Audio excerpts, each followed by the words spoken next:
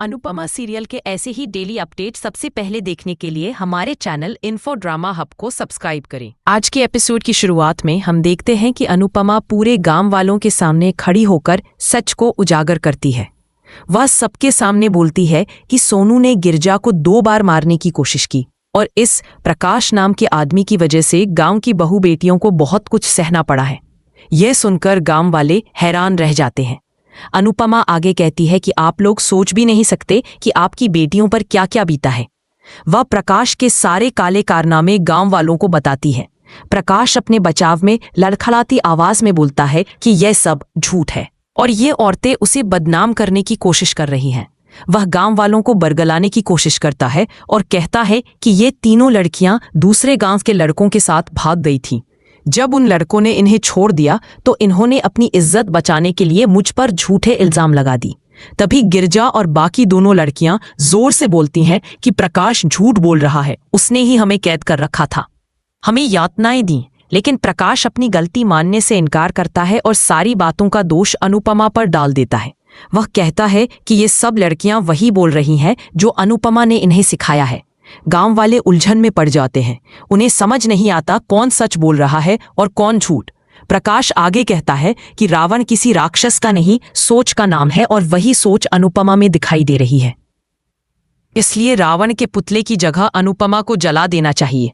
अनुपमा भी पीछे नहीं हटती और कहती है, अभी तो तुमने हमें माफ किया था, अब डर क्यों रहे हो? असली रावण तुम हो। प्रकाश गुस्से में पूछता है कि क्या अब ये औरतें मिलकर मुझे मारेंगी? तभी अनुपमा त्रिशूल उठाकर कहती है, तुम गौर से देखो, यहाँ 9 औरतें नहीं, देवी माँ के 9 रूप तुम्हारा वध करने के लिए खड़े हैं। यह सुनकर प्रकाश डर जाता है। अनुपमा बताती है कि राही ने प्रकाश के खिलाफ सबूत जुटाए थे और इसी वजह से उसने राही को मारने की कोशिश की थी। राही गांव वालों से कहती है कि वे उनकी हालत देखकर समझ सकते हैं कि प्रकाश ने उनके साथ क्या किया। भारती भी आगे बढ़कर सच्चाई बताती है कि कैसे प्रकाश और सोनू जवान लड़कियों को बहलाकर उनका शोषण करते थे। सरिता भी बोलती है कि उसने खुद अपनी आंखों से सच देखा है। वह भी पहले प्रकाश को भगवान मानती थी, लेकिन अब समझ आई कि वह कोई भगवान नहीं बल्कि दुष्ट है। यह सुनकर प्रकाश डरने लगता है। अनुपमा कहती है कि प्रकाश को सजा मिलनी ही चाहिए क्योंकि वही असली रावण है। वह गांव वालों को बताती है कि सोनू ने उसके बेटे समर की हत्या की थी और पैसे के दम पर जेल से छूट गया। अनुपमा कहती है कि अगर आप लोगों को यकीन नहीं तो खुद ऑनलाइन जाकर देख लीजिए। सोनू के चेहरे पर डर साफ दिखाई देता है। गांव वाले इंटरनेट पर सच्चाई देखते हैं और हैरान रह जाते हैं। अनुपमा गुस्से में कहती है कि सोचिए, जो इंसान एक खूनी को पनाह देता है वो अच्छा कैसे हो सकता है? मेरा बेटा इंसाफ मांग रहा था, इसलिए मैं यहाँ तक आई हूँ। अब मैं सोनू और प्रकाश दोनों के पापों का हिसाब लूंगी। राही बताती है कि प्रकाश सोनू के साथ मिलकर गांव वालों की जमीनें हड़प रहा है। आप सब मेहनत करते हैं फिर भी गरीब हैं और ये दोनों बिना कुछ किए अमीर बन गए। क्यों? अनुपमा कहती है कि सोचिए, ये कलयुग का रावण है, सोनू उसका मेघनाथ है और तात्या उसका कुंभकर्ण। गांव वाले चुप हो जाते हैं। अनुपमा कहती है कि यहाँ की पुलिस भले इसका कुछ न करे, लेकिन उसने जिले की पुलिस को बुलाया है और अगर उन्होंने भी कुछ नहीं किया तो कल मीडिया में इसकी पूरी पोल खुल जाएगी। प्रकाश अब सचमुच डर जाता है। अनुपमा गांव वालों से कहती है कि आंख मूंदकर किसी पर भरोसा मत करो। यही आदमी आपके भरोसे का गलत फायदा उठाता रहा और आपकी बेटियों को हैवानियत का शिकार बनाता रहा।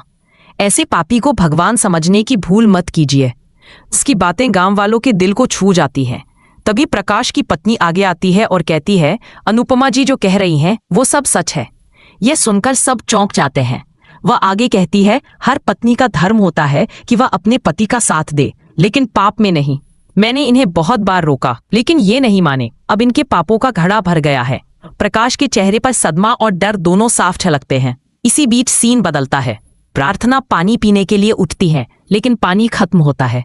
वह अंश को सोते हुए देखती है और सोचती है कि उसे परेशान नहीं करना चाहिए। वह खुद किचन में जाती है लेकिन वहां फिसल जाती है और पानी की बोतल गिरने से कांच टूट जाता है। वह गिरने ही वाली होती है कि गौतम उसे पकड़कर बचा लेता है। प्रार्थना डर जाती है और उसे छोड़ने को कहती है। गौतम समझाता है लेकिन वह चिल्लाने लगती है। सब लोग दौड़कर आते हैं। अंश गुस्से में गौतम पर चिल्लाता है। गौतम बताता है कि वह सिर्फ उसे बचाने की कोशिश कर रहा था। मोटिबा कहती है कि अगर गौतम नहीं होता तो बड़ा अनर्थ हो जाता। वह कहती है कि जिसे प्रार्थना से खतरा बताया गया वही आज उसकी जान बचा रहा था, और जिसे उसकी देखभाल करनी थी वह तो मजे से सो रहा था। सबको एहसास होता है कि गौतम बुरा इंसान नहीं है। फिर सीन वापस गांव में लौटता है, जहां अनुपमा प्रकाश से कहती है, तेरे अंत की शुरुआत हो चुकी है। प्रकाश को अब अनुपमा और बाकी औरतें देवी के रूप में दिखने लगती हैं। दुर्गा, काली, चामुंडा जैसे रूप उसके सामने आ जाते हैं। वह डर कर पीछे हटता है। अनुपमा गांव वालों से कहती है कि अब फैसला आपका है। इस राक्षस ने आपकी बेटियों की इज्जत लूटी है, आपकी जमीनें छीनी हैं। इसे सजा आप लोगों को देनी चाहिए। तभी एक छोटी बच्ची आगे आकर प्रकाश पर चप्पल फेंकती है और कहती है, मेरी दीदी भी तेरे पास इलाज के लिए आई थी, तूने उसे गायब कर दिया। गांव वाले गुस्से में आ जाते हैं। एक लड़की बताती है कि प्रकाश उन्हें शहर बेचने वाला था। सब हैरान और क्रोधित हो उठते हैं। गांव वाले प्रकाश को घेर लेते हैं। वह भागने की कोशिश करता है, लेकिन सब मिलकर उसे पकड़ लेते हैं और पीटने लगते हैं। तभी प्रकाश बंदूक निकालता है और गोली चलाता है। सब लोग डर कर पीछे हट जाते हैं, लेकिन अनुपमा बिना डरे आगे बढ़ती है और त्रिशूल से उसके हाथ से बंदूक गिरा देती है।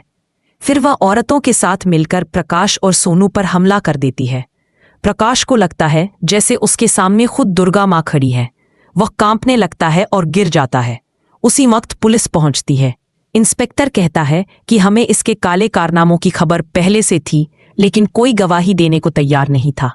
अनुपमा कहती है, लोग भूल जाते हैं कि बुराई का अंत तय है। पुलिस प्रकाश और सोनू को गिरफ्तार कर लेती है। गांव वाले खुश होकर अनुपमा पर फूल बरसाते हैं। अनुपमा कहती है, किसी इंसान को भगवान मत बनाइए। भगवान एक है, लेकिन शैतान हर धर्म और हर इंसान के अंदर छिपा होता है। हमें अपने अंदर के रावण को जलाना चाहिए। प्रकाश की पत्नी आगे आकर अनुपमा को तीर कमान देती है और कहती है, आज रावण दहन आप करें। गांव वाले जय श्री राम के नारे लगाते हैं। अनुपमा तीर में आग लगाती है और रावण दहन करती है। सबके चेहरे पर संतोष और गर्व होता है। गांव में फिर से रोशनी लौट आती है। इसी बीच राही सबको बताती है कि उसने कैसे एक आदमी की मदद से अनुपमा को बचाया था। अनुपमा राही से कहती है, अनुज हम दोनों में आधे आधे बसते हैं, क्या हम दोनों मिलकर उन्हें पूरा कर सकती है? राही भावुक होकर अनुज को याद करती है और अनुपमा को गले लगा लेती है। अनुपमा मुस्कुराती है। उसकी आंखों में संतोष और प्रेम दोनों झलकते हैं। एपिसोड एक भावनात्मक और प्रेरणादायक मोड़ पर खत्म होता है, यह संदेश देते हुए कि जब सच्चाई और नारी शक्ति एकजुट होती है तो कोई भी अंधकार ज्यादा देर तक टिक नहीं सकता। आज का एपिसोड आपको कैसा लगा हमें कमेंट में जरूर बताएं, और ऐसे ही अपडेट्स के लिए हमारे चैनल इन्फो ड्रामा हब को सब्सक्राइब करना न भूलें।